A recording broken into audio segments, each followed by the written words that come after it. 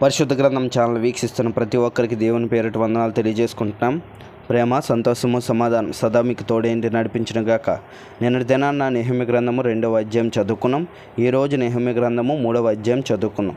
ప్రధాన యాజకుడైన ఎలీషీబును అతని సహోదరులైన యాజకులను లేచి గొర్రెల గుమ్మమును కట్టి ప్రతిష్ఠించి తలుపు నిలిపిరి. హమ్మోయ గోపురం వరకును హనానీయు గోపురం వరకును ప్రకారమును కట్టి ప్రతిష్ఠించిరి.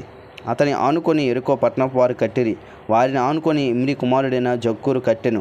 మత్స్యపు గుమ్మమును హస్సేనాయ వంశస్థులు కట్టిరి. మరియు వారు దానికి దూలములు ఎత్తి తలుపులు నిలిపి తాళములను గడియలను అమర్చిరి. వారిని ఆనుకొని అక్కోజునకు పుట్టిన ఉరియా కుమారుడైన మెరేమెతును, వారిని ఆనుకొని మెషేజబేలునకు పుట్టిన బెరక్యా కుమారుడైన మెషుల్లామును, వారిని ఆనుకొని బయాన కుమారుడైన సాదోకును, వారిని ఆనుకొని తొక్కవిలో బాగు చేసిరి. అయితే జనులు అధికారులు తమ ప్రభువు పనిచెయ్య నొప్పుకొనక పోయిరి. పాత గుమ్మమును బాగు చేయువారు ఎవరనగా పాసయ్య కుమారుడైన యెహోయాదాయును, బెసోద్య కుమారుడైన మెషుల్లామును. దానికి దూలములు ఎత్తి తలుపులు నిలిపి తాళములను గడియలను అమర్చిరి.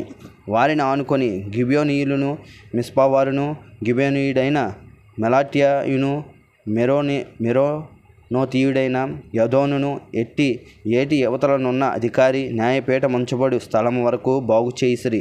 వారిని ఆనుకొని బంగారపు పనివారి సంబంధించి అర్షయ కుమారుడైన ఉజ్జియేలు బాగు చేయువాడే ఉండెను. అతని ఆనుకొని ఔషధ జ్ఞానియగు హనన్య పని జరుపుచుండెను. యెరూషలేము యొక్క వెడల్పు గోడ వరకు దాన్ని నుండనిచ్చిరి. వారిని ఆనుకొని యెరూషలేములో సగభాగమునకు అధిపతి అయిన హూరు కుమారుడైన రెఫాయా బాగు చేసెను. వారిని ఆనుకొని తన ఇంటికి ఎదురుగా హరూమపు కుమారుడైన యెదాయా బాగు చేసెను. అతని ఆనుకొని హషబ్నేయ కుమారుడైన హట్టు పని జరుపువాడి ఉండెను. రెండవ భాగమును అగ్నిగుండములను గోపురమును హొరీము కుమారుడైన మల్కియాయును, పహత్మోయబు కుమారుడైన హషుబును బాగు చేసిరి.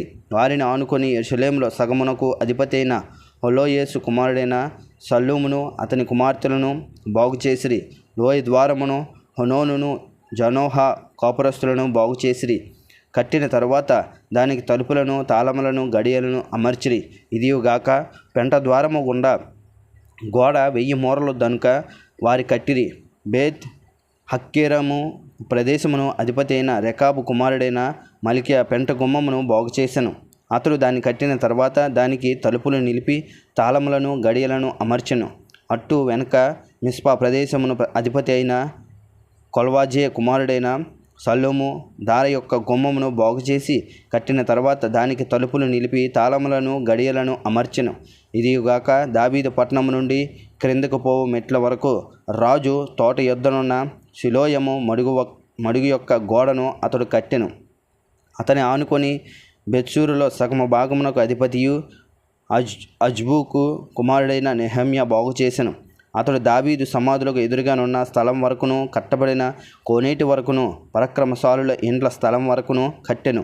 అతని ఆనుకొని లేవీలలో బాని కుమారుడైన రెహూము బాగు చేసెను.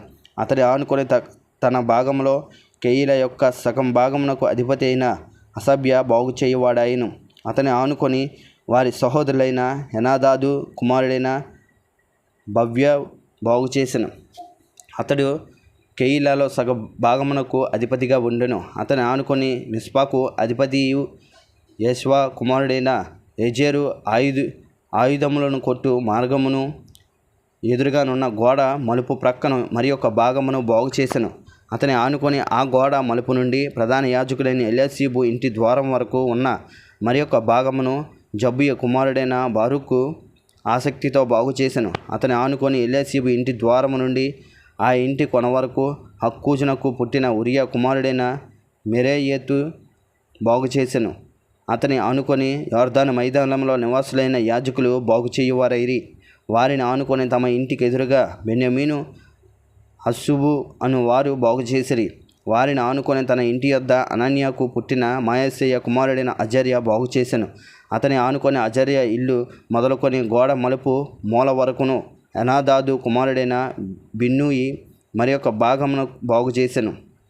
అతని ఆడుకొని గోడ మళ్ళిన దిక్కున చెరసాల దగ్గర రాజు నగరులో నిలుచు మహాగోపురం వరకు ఉజయ్ కుమారుడైన పలాలు బాగు చేయువాడాయిను. అతని ఆనుకొని పరోష్ కుమారుడైన పెదాయ బాగు చేసెను.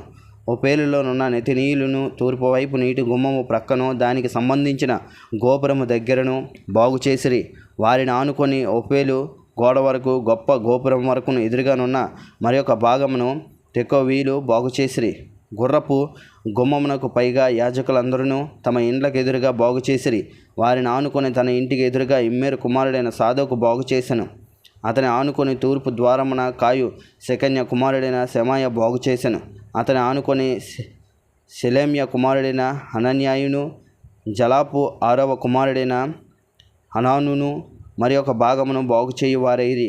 వారిని ఆనుకొని తన గదికి ఎదురుగా బెరక్య కుమారుడైన మెసుల్లాము బాగు చేసెను. అతని ఆనుకొని నెతనీయుల స్థలమునకును మెప్కాదు ద్వారమునకు ఎదురుగా నున్న వర్తకుల స్థలము యొక్క మూల వరకును బంగారపు పనివాని కుమారుడైన మల్కియా బాగు చేసెను. మరియు మూలలకు గొర్రెల గుమ్మమునకు మధ్యను బంగారపు పనివారు వర్తకులను బాగు చేసిరి. ఇంతటితో నెహెమ్యా గ్రంథము 3వ అధ్యాయం పూర్తయింది. రేపటి దినాన నెహెమ్యా గ్రంథము 4వ అధ్యాయం చదువుకుందాం. ప్రేమ, సంతోషము, సమాధానం సదా మీకు తోడేంటి నడిపించునుగాక. ఆమెన్.